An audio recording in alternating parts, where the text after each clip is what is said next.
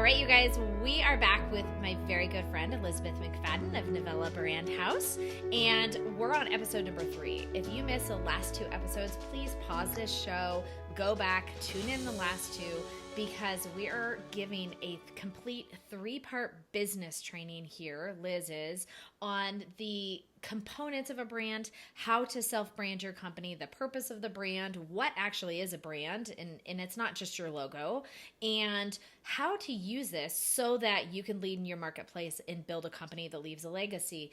And this isn't just for businesses. This is for small entrepreneurs. You guys have to be doing this. You have to understand the purpose of branding, how to brand yourself, why it's important, and actually how to utilize that brand throughout every, day to day, which is what we're diving into today, in your business if you want to be successful. This is so often skipped over. If you have found yourself in a place where you don't know what to post on social media, or you think your company looks like everybody else's, or you're not getting noticed, or people just aren't even paying any attention to what you're saying whatsoever, it's a really good chance you either haven't gone through a branding process or you need to go through a rebrand and really dive into the messaging and the story behind your company and not just the visual side of it. So Liz, thank you so much for being back on the show again. We have an amazing guide for this show, for all 3 shows. It's a brand strategy template. It's totally free. You can go to sweetlifepodcast.com and click on this episode and download our brand strategy guide here for you, that Liz has prepared for you for all 3 of these episodes to bring to life everything she's teaching. So welcome back. A really quick intro, because everybody's going to go back and listen to the last couple episodes, so we don't need to go into all of your backstory, but just give everybody a brief description of who you are and why I love you so much. Yes, so I am one of the founders, and I'm the managing director of Novella Brand House, and we're a branding, marketing, advertising, and design firm here in Kansas City, and we serve small to mid-sized businesses. And I am truly, I listen to this show. I love it. It really is an honor to be on here. But I'm really like all the other listeners. I mean, when I started my first company that ended up evolving into Novella Brand House, I had a newborn and a 3-year-old, and I wanted to build a company around my life. And so I started there working in my basement all the way to now. We have a team of 10 people here, and we're down on the crossroads in Kansas City, and we have like a real live office and everything. And my kids are older. I mean, they're still at home. They're not off to college, but anyway. So I say that because I've started and scaled a business just like a number of your listeners. Yeah. And you and I have co-authored 2 books together and built multiple online courses and business programs together. And so we have a long strategy. We have a long history regarding working together in brand strategy and training other entrepreneurs how to develop their business successfully by using brand strategy. And you're the one that first taught me all about brand strategy. So I trust you, and I'm so glad that you're here. So in today's show, we're going to talk about actually living out your brand. We talked about what is a brand, who needs a brand, and in last week's was really step-by-step business training and the components and the fundamentals and how to self-brand. Now we're diving into the important part. It's like, okay, you did all this work. What do you do with it? Why is this important to go through, and what does that look like in our listeners' everyday business operations? Well, I think that this segment's really important because I see a lot where people either DIY it or they work with a company and they have this brand strategy, and then they're like, okay, well, now I don't really know what to do with it, or they use it for a while. It is an ongoing process. And as long as your doors are open, your business is open, you're working with clients, you need to be mindful of your brand. So just kind of starting with, let's say you've completed your brand strategy, and, how will you use it? You use that for, literally everything. That brand strategy drives everything, from your marketing strategy to your website copy, to video scripts, to, if you're being interviewed by a reporter or an influencer, blogger, again, just really being succinct about describing your company. Networking functions, that is huge because you always have to get up and introduce yourself, or you're, obviously you're introducing yourself to anybody you might meet. And so you need to be able to succinctly and clearly talk about your business, and it needs to be on brand. So again, those are just some of the many examples of how you will use your brand strategy from the day that you have it. So, and it's always ongoing. So that's kind of the first place to start. And then the second place to start is rolling out your brand and the steps that entails. Yeah, and that looks different for all of our listeners. Some of our listeners have staff to train.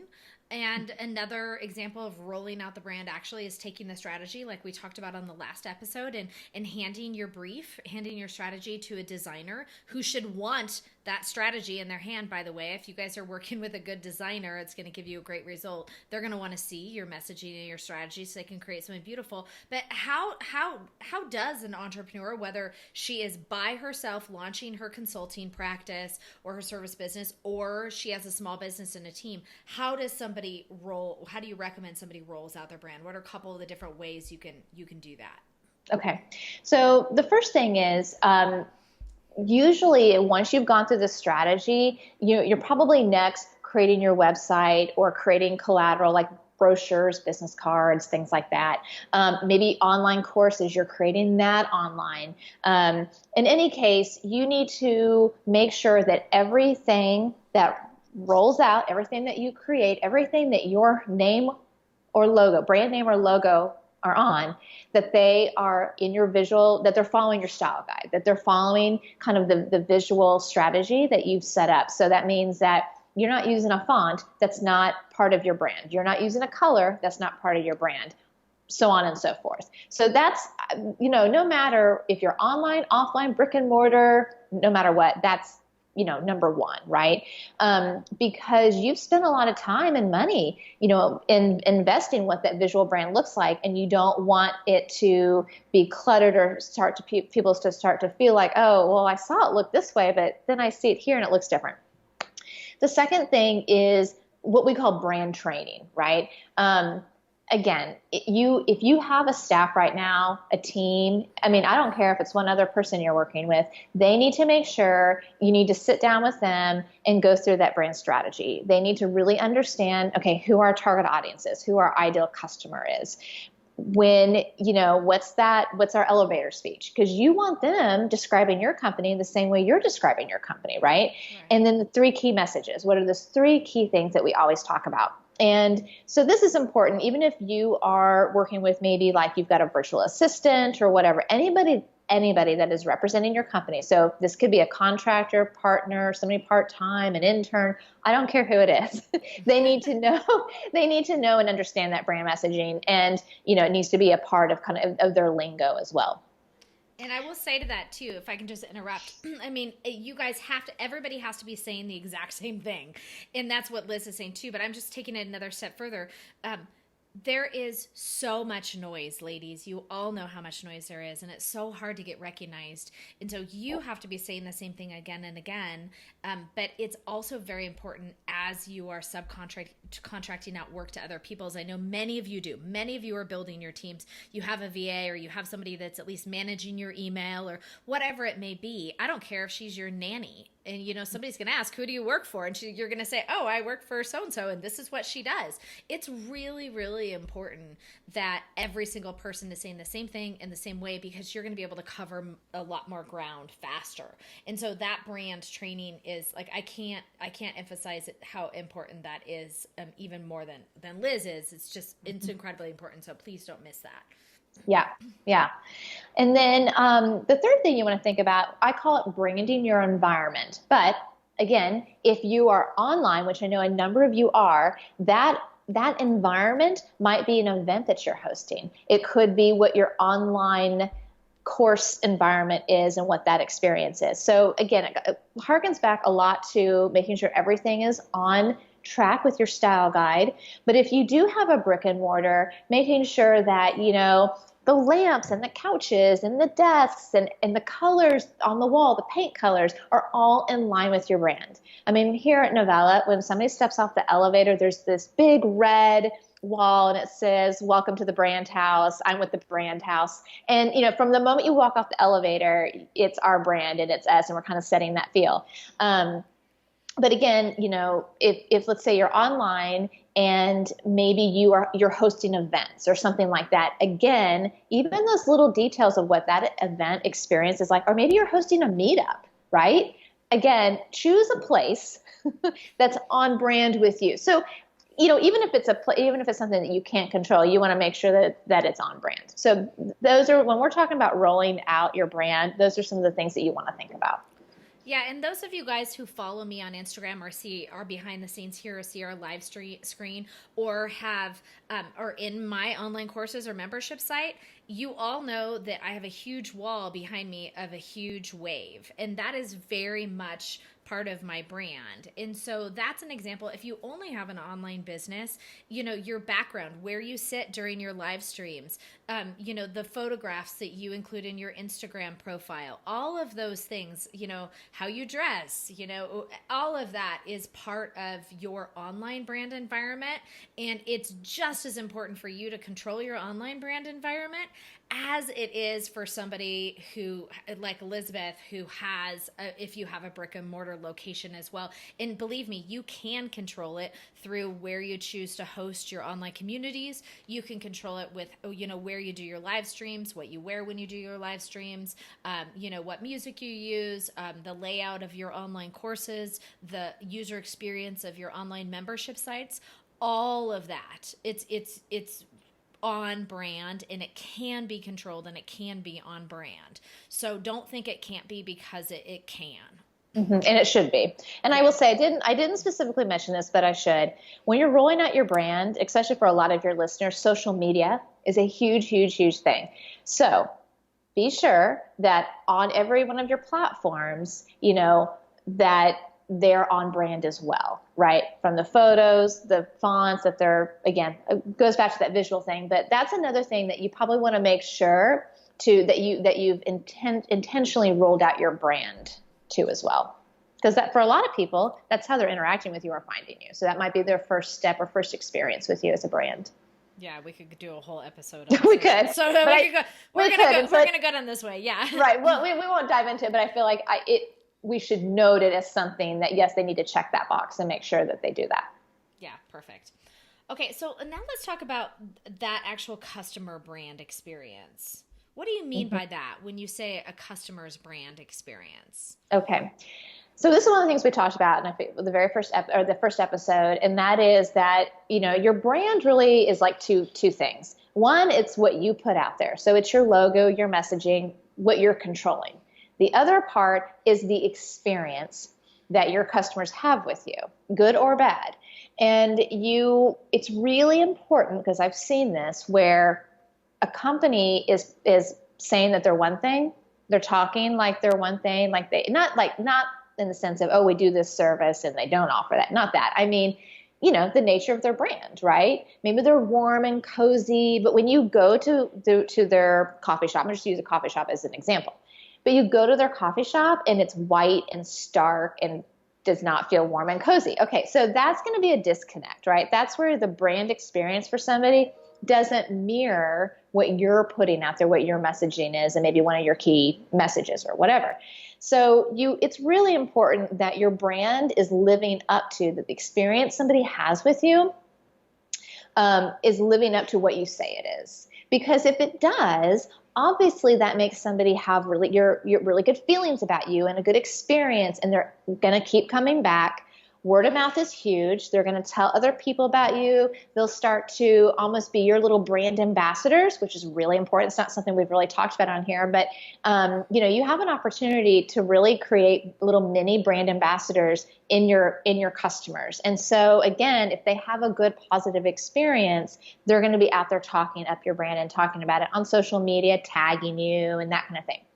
If they have a bad experience, people will walk away, they won't come back, and they're definitely going to tell people about that. So really, really important. What's interesting, I've also seen clients where they had this awesome experience, right? And then their messaging was like, it was like really didn't, wasn't showing that at all. So it was almost the flip side.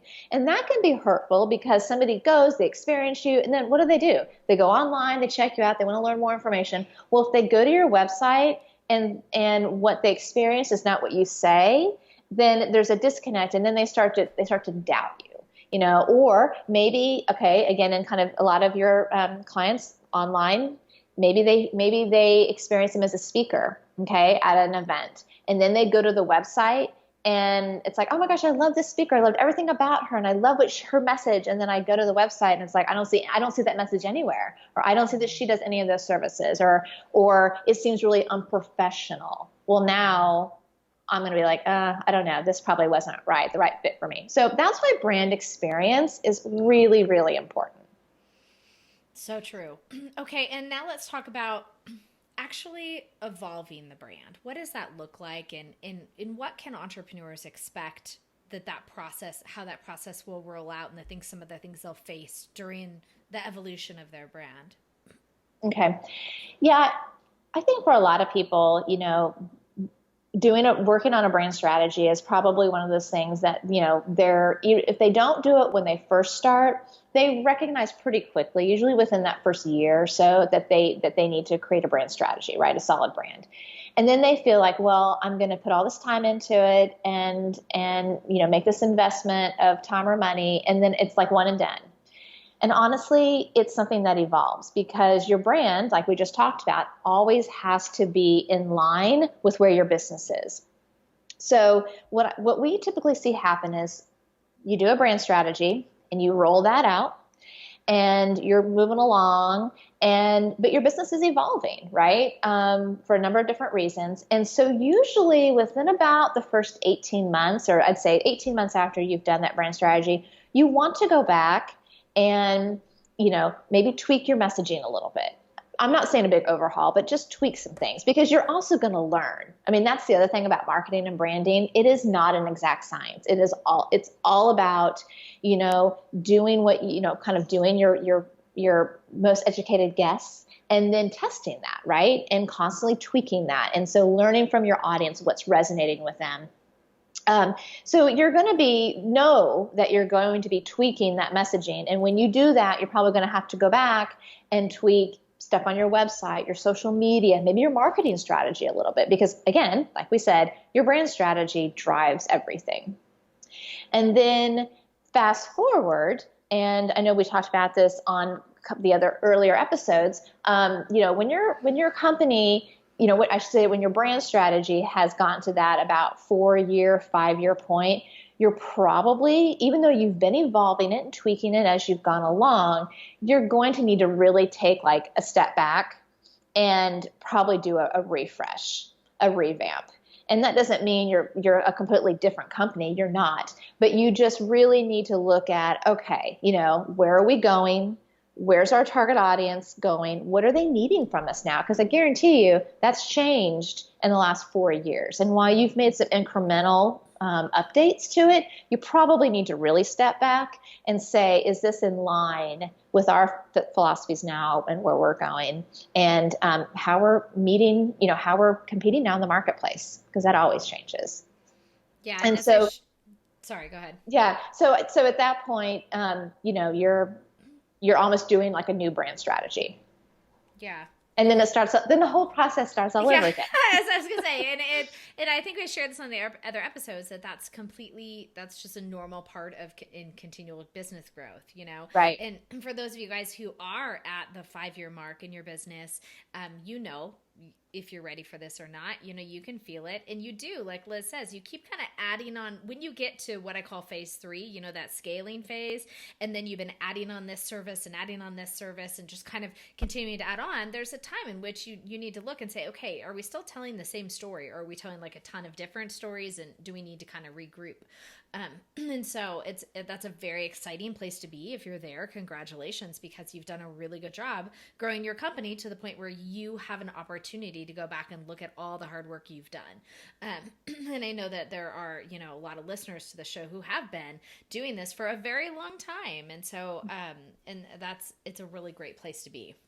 Yeah. So as we recap, we have spent 3 podcast episodes together going through some really important things. So let's bring it all together one more time again. If you guys missed the last 2 episodes, please go back and tune into those and make sure you're grabbing the brand strategy template that Liz has for you in the show notes of this episode. But can you kind of bring it all full circle again for our listeners? So I think that just understanding that a brand strategy is not only something that you read about that you need, it really is crucial to your business and growing your business and scaling it, because it absolutely drives everything. And, a lot of, I know what you talk about on your show is, processes and helping you scale and, being efficient and things like that. And trust me, having a brand strategy will really do that. It helps your team can look at that and know, yeah, this is how we talk about things. This is how we say, what we do. But it also just gives you a really solid framework for anybody you're working with externally and internally.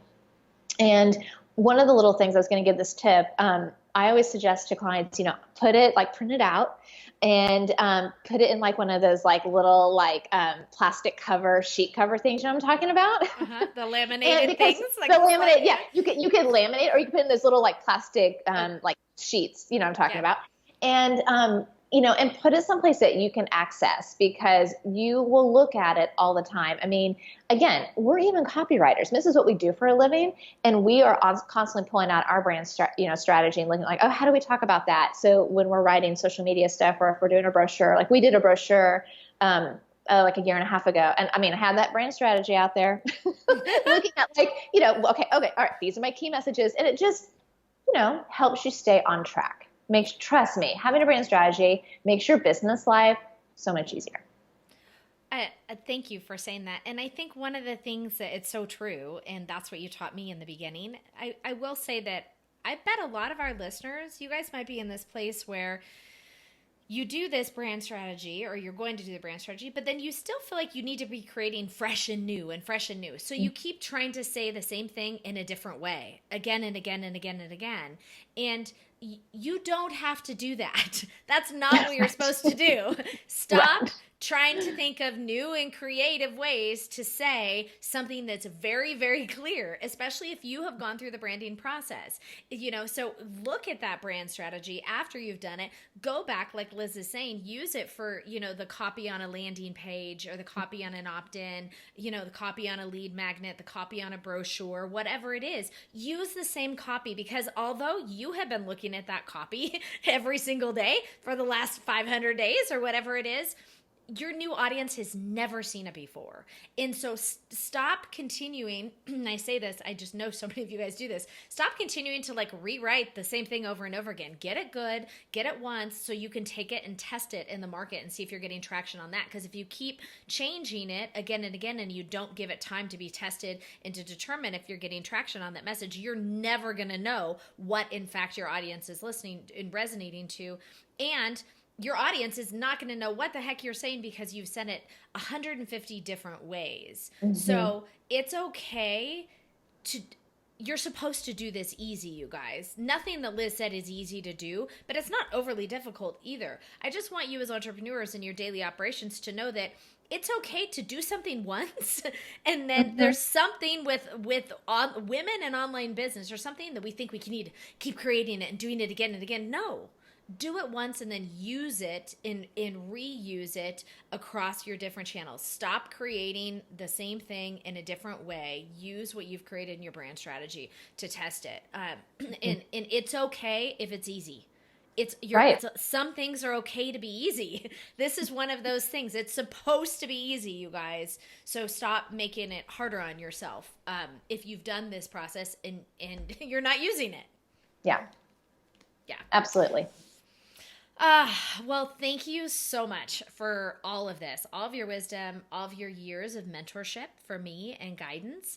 And I always know that I can turn to you, and for coaching my clients for so many years on in-depth brand strategy, and the hundreds and hundreds of hours my clients have listened to your voice in my online courses about branding. I mean, it probably thousands of hours, because one of those courses has been up now for over 10 years. Right. So I know that the whole maternity industry space knows who you are. And many in the lifestyle entrepreneur space know who you are as well. People can find you by visiting Novella Brand House. They can find you on Instagram, and they can, of course, find you in all of the different resources that we have here available to them in the show notes of this episode, plus your new online course that's coming out. If, depending on when we release this, if that course isn't launched already, you guys will find the link so you can work with Liz further in developing your brand strategy more. And I just appreciate your wisdom and expertise in pouring into entrepreneurs of all sizes, small businesses, and teaching them to brand big time style, and your expertise in working with the big brands that you do. Well, thank you. Well, this is something that I'm really passionate about, and I love. I just love kind of spreading the word, but about branding, and that, whether it's whether you're doing it DIY or not, everybody should be doing it, and everybody can do it. Yeah. Well, you have definitely showed them how in these episodes. So thank you. You're welcome.